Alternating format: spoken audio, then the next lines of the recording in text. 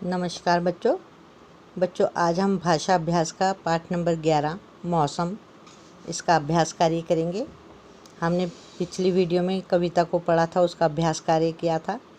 आज जो है हम प्रश्न नंबर 1 देखिए सब बच्चे, भाषा अभ्यास का पेज नंबर 34 प्रश्न नंबर 1। कविता हमने पढ़ी थी, तो कविता से संबंधित यहाँ पर प्रश्न है। नीचे दिए गए शब्दों को समान लय वाला एक शब्द लिखिए। आप जो है समान लय वाले शब्द हमने लिखने हैं, जैसे कि चमकता, दमकता, उड़ता, लड़ता, निराले, घुंघराले।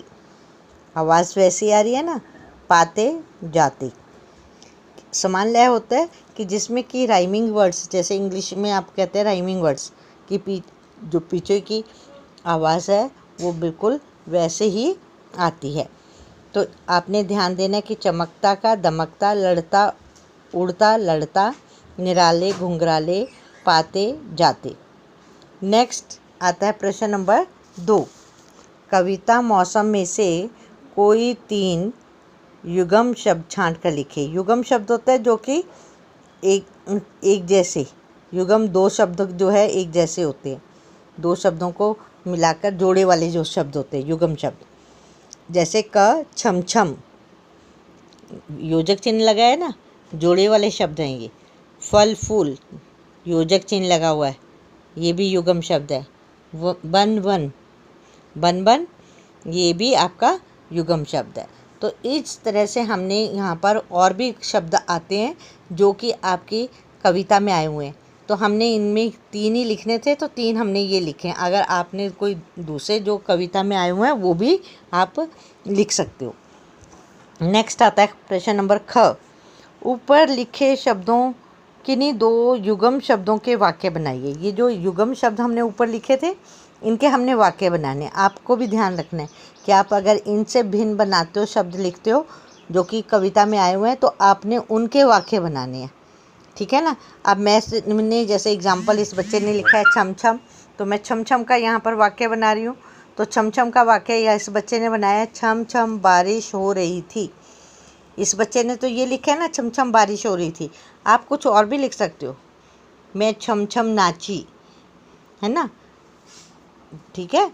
तो ऐसे आपने दूसरा भी कर सकते हो। दूसरा है वाक्य इसमें, बगीचे में फल फूल के पेड़ पौधे लगे हैं। आप बगीचे में फल फूल के पेड़ पौधे लगे हैं, यहाँ पर आप इसके अलावा भी कोई भी वाक्य बना सकते हो। आप अपनी सुविधा के अनुसार लेंगे, उसी के हिसाब से आप लिखेंगे। नेक्स्ट आता है प्रश्न नंबर 3। पृथ्वी शब्द में प में री की मात्रा है। री यानी कि पाँव में री की मात्रा है। इस मात्रा से बनने वाले कोई 4 शब्द आपने लिखने। कोई 4 शब्द, जैसे इस बच्चे ने लिखा है पृथक, पृष्ठ, गृह, मृग, ठीक है। तो आपने इस प्रकार से कोई भी 4 शब्दों को लिखना है कि जिससे कि आप जो है अपने शब्दों के द्वारा इसमें री की मात्रा लगा रहे हो। प को री की मात्रा जिसमें लग रही है, ठीक है। नेक्स्ट आता है प्रश्न नंबर 4। ये एक चीज़ आपने ध्यान रखनी है बच्चे, कोई भी शब्द हो सकते हैं लेकिन प के नीचे री की मात्रा होनी चाहिए। ऐसे शब्दों को छांटना है। इसके अतिरिक्त भी आप लिख सकते हो। नेक्स्ट आता है, नीचे दिए गए शब्दों में र में ऊ अथवा बड़े ऊ अथवा छोटे ऊ की मात्रा को लगाकर शब्द को दोबारा लिखना है। अगर हम छोटे ऊ की मात्रा लगाते हैं र को, तो ऐसे लिखते हैं, और बड़े ऊ की लिखते हैं तो ऐसे। क्योंकि हम वैसे भी देखो, हम ऊ की मात्रा डालते हैं, बड़े ऊ की मात्रा डालते हैं, ऐसे डालते हैं, है ना, और छोटे ऊ की ऐसे डालते हैं, है ना। तो हमने इसमें रा में कैसे डालेंगे, ऐसे डालेंगे छोटे ऊ की, और बड़े ऊ की डालेंगे तो ऐसे डालेंगे, ठीक है ना। तो आपने इस चीज़ का ध्यान देना है। जैसे रूप, रुचि, ज़रूर, गुरु। गुरु में बड़े ऊ की मात्रा, जरूर में बड़े ऊ की मात्रा, रुचि में छोटी ऊ की मात्रा, और रूप में छोटे ऊ की मात्रा। तो आपने इन चीज़ों का ध्यान देना है कि र की मात्रा का छोटे ऊ की कैसे डलती है और बड़े ऊ की कैसे डलती है।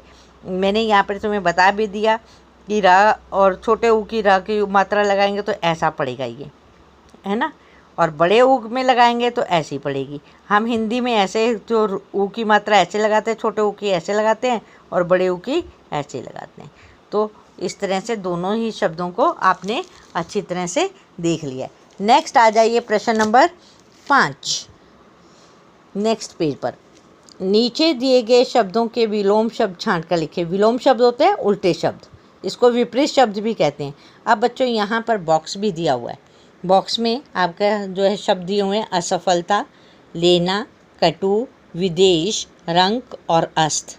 अब मैं देखना है आपने यहाँ पे शब्द देखने और उसके बाद सही शब्द को यहाँ से उठाकर इधर लिख देना है। तो पहला है राजा, राजा का विलोम शब्द क्या है? रंक।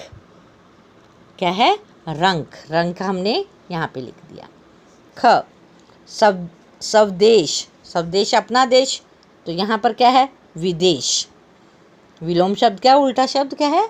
विदेश। ठीक है। इसी तरह से ग देखिए, गा में देना, देना का क्या होता है? लेना। लेना कहाँ है? यहाँ से हमने उठाकर लेना यहाँ पे लिखा, देना, लेना।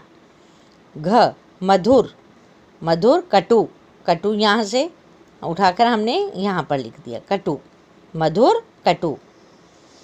सफलता, असफलता। ठीक है। उदय, अस्त, अस्त हमने यहाँ से लिख दिया। तो इस प्रकार से हमारे ये क्या बन गए? विलोम शब्द, उल्टे शब्द या विपरीत शब्द, कुछ भी बोल सकते हैं इसे। ध्यान रखना है आपने कि विलोम शब्द को उल्टे शब्द भी बोलते हैं और विपरीत शब्द भी बोलते हैं। तो फिर से देख लीजिए कि विलोम शब्द कौन कौन से हैं। राजा का रंक, स्वदेश, विदेश, देना, लेना, मधुर, कटु, सफलता, असफलता, उदय, अस्त। ठीक है, ये आपके विलोम शब्द हो गए। अब आ जाइए प्रश्न नंबर 6।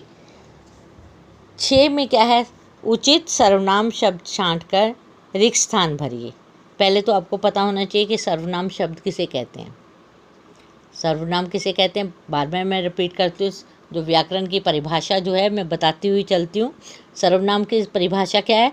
जो शब्द संज्ञा के स्थान पर प्रयुक्त होते हैं, ये लगाए जाते हैं। प्रयुक्त को हम आसान सरल भाषा में कह सकते हैं, लगाए जाते हैं।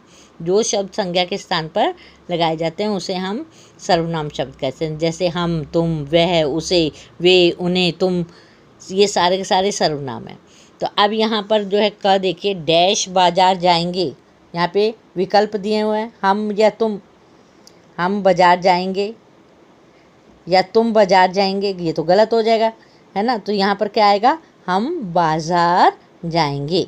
तो हम के ऊपर राइट का निशान लगा दीजिए। नेक्स्ट, मैंने डैश उस अपने पास बुलाया, यहाँ पे फिर 2 विकल्प दिए हैं, उसे या मुझे। मैंने, मुझे लिखते हैं, मुझे अपने पास बुलाया गलत हो जाता है। मैंने उसे अपने पास बुलाया, ये बिल्कुल ठीक है। तो हम क्या लगाएंगे यहाँ पर? उसे। मैंने उसे अपने पास बुलाया। ठीक है ना। बोलकर एक बार देख लेना पड़ता है वाक्य को कि कौन सा शब्द जो है इसमें बिल्कुल सही बैठता है, वाक्य जिससे सही लगे। ग डैश मैदान में खेल रहे हैं, वह मैदान में खेल रहे हैं, गलत, क्योंकि वह एक वचन है और यहाँ पर हैं, खेल रहे हैं तो बहुवचन है। तो बहुवचन के लिए क्या लगाएंगे? वे मैदान में खेल रहे हैं, तो वे आ जाएगा। ठीक है। नेक्स्ट, घ अपना काम डैश करना चाहिए, अपना काम उन्हें करना चाहिए, गलत, है ना, नई बात बनती। उन्हें करना चाहिए, अपना काम उन्हें थोड़ी ना करना चाहिए, अपना काम स्वयं करना चाहिए। तो यहाँ पर क्या आएगा? स्वयं। स्वयं के ऊपर राइट का निशान कि अपना काम स्वयं करना चाहिए। स्वयं होता है अपने आप, खुद। उन्हें तो दूसरों के लिए आ जाएगा, दूसरा थोड़ी ना करेगा तुम्हारा काम। तो उन्हें अपना काम स्वयं करना चाहिए। तो इस प्रकार से हमने जो है यहाँ पर क्या किया? सर्वनाम को भरा, सर्वनाम के द्वारा, शब्दों के द्वारा हमने रिक्त स्थान को पूरा किया। दूसरी बात यह है कि हमने सर्वनाम की परिभाषा को जाना। एक बार फिर से मैं बता रही हूँ आपको, सर्वनाम किसे कहते हैं? जो शब्द संज्ञा के स्थान पर प्रयोग किए जाते हैं उन्हें सर्वनाम कहते हैं। जैसे मैं, हम, तुम, तुम्हें, उन्हें, उसे, ये सारे शब्द जो हैं क्या है? सर्वनाम है। तो बच्चों जो है आपको सर्वनाम की परिभाषा मेरे ख्याल से अच्छी तरह से आ गई होगी और आपने इस परिभाषा को याद रखना है। तो आज हम यहीं पर इसको समाप्त करते हैं, कल फिर मिलेंगे। नमस्कार बच्चों।